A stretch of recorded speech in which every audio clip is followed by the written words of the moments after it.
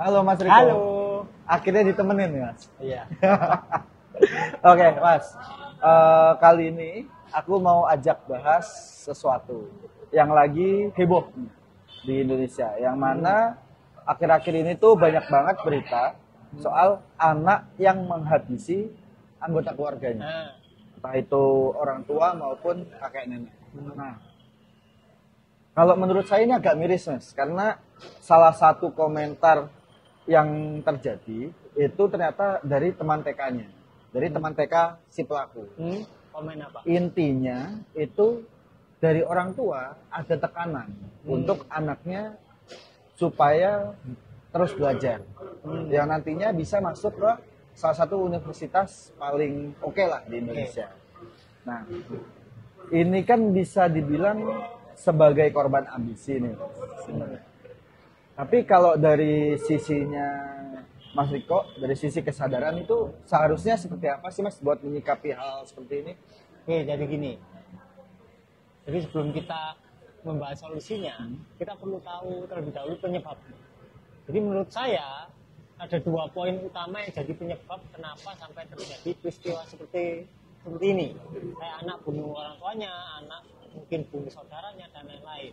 Jadi yang pertikaian antar keluarga, di dalam keluarga lah. Poin pertama adalah poin ambisi. Poin kedua ketakutan. Ambisi dan ketakutan. Nah, kita bahas dulu poin pertama tentang ambisi. Pasti semua orang kan pasti punya ambisi kan? Jelas. Hampir kebanyakan lah. Ya kan? Misal ada seorang wanita punya ambisi menjadi model. Kemudian nggak kejadian. Kemudian dia menikah punya anak.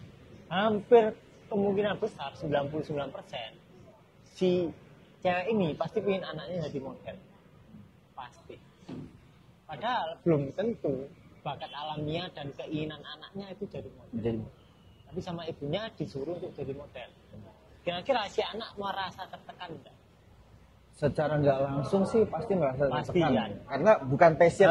Bukan passion kan. Usia dini sudah dituntut untuk belajar di sekolah model, terus diajarkan cara berjalan yang benar, terus cara berfoto yang benar. Kalau nggak benar mungkin ada cubit atau dimarahi, terus disuruh lomba, anaknya nggak mau kan dimarahi juga. Dari situ kan muncul berbagai tekanan kan ke si anak.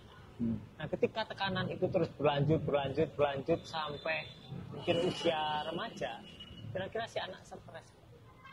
Pasti stres, bahkan dari awal. Nah, dari awal. Nggak cuma pas sudah mulai beranjak besar kan. Karena dia mungkin akhirnya sadar kalau dia tidak di track yang benar. Ya kan? Karena dia stres, nggak bahagia, kayak hidup kayak gini-gini aja, kayak gitulah.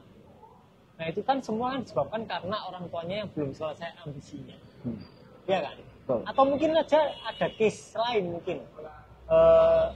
Seorang wanita menikah sama suaminya, keduanya sama-sama dokter, kemudian kedua dokter ini ingin anaknya jadi dokter. Itu bisa jadi pewarisan ambisi. Jadi berarti bukan cuma ngejar ambisi, tapi ambisi yang diwariskan juga. Buat meneruskan itu juga berpengaruh. Padahal belum tentu anaknya bakat alamiah itu jadi dokter atau jadi model. Jadi peran orang tua di sini adalah menyediakan sarana bagi anaknya untuk tahu bakatnya apa.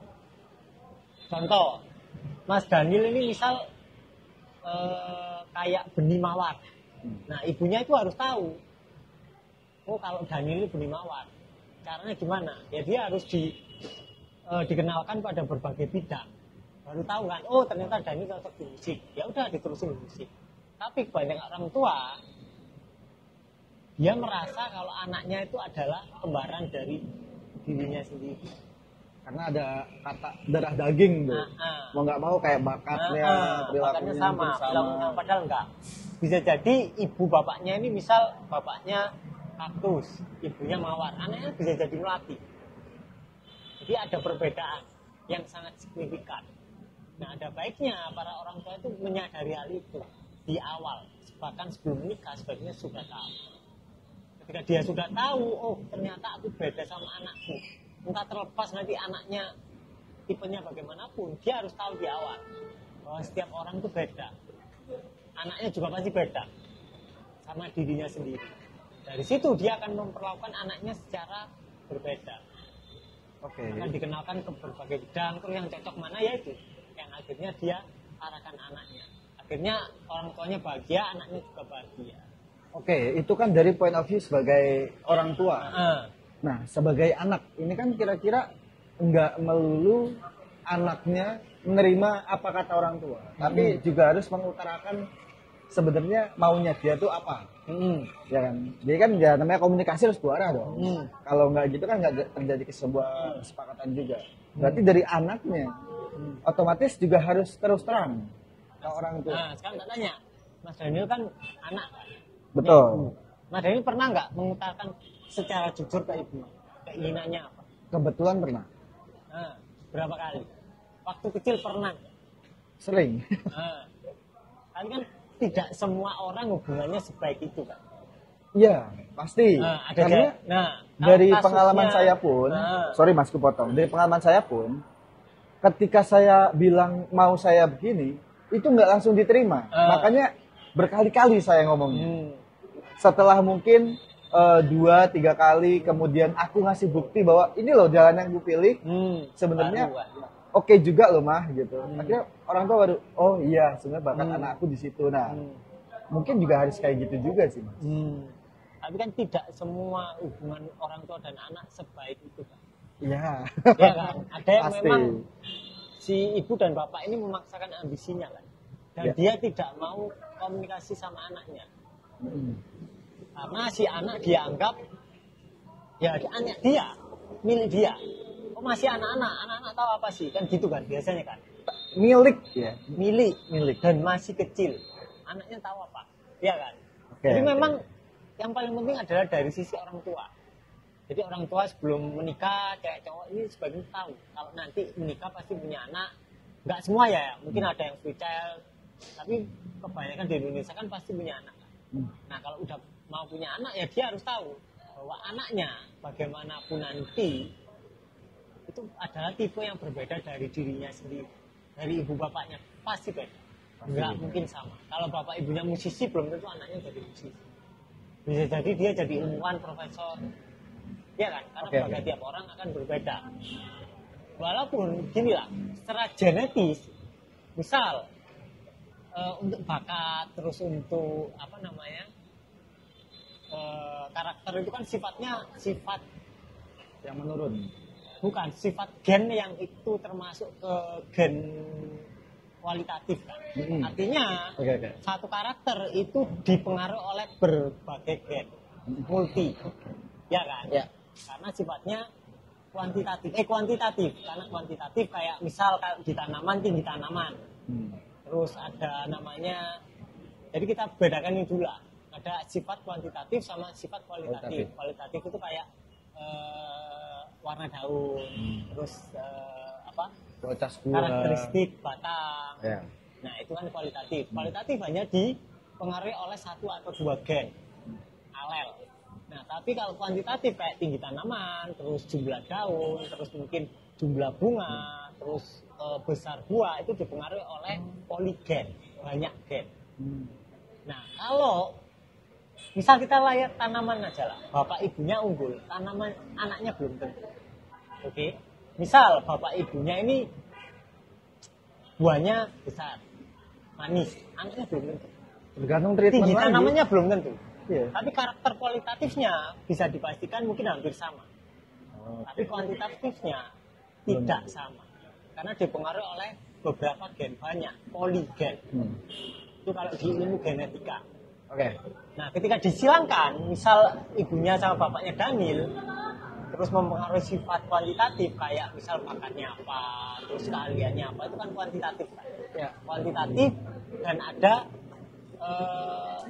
kualitatifnya juga, tapi lebih banyak kuantitatif kan di situ kan. IQ-nya berapa, terus bakatnya seberapa, musiknya mungkin kalau di skor musiknya 90, kimianya berapa, itu kan kuantitatif kan, walaupun ada kualitatifnya sedikit.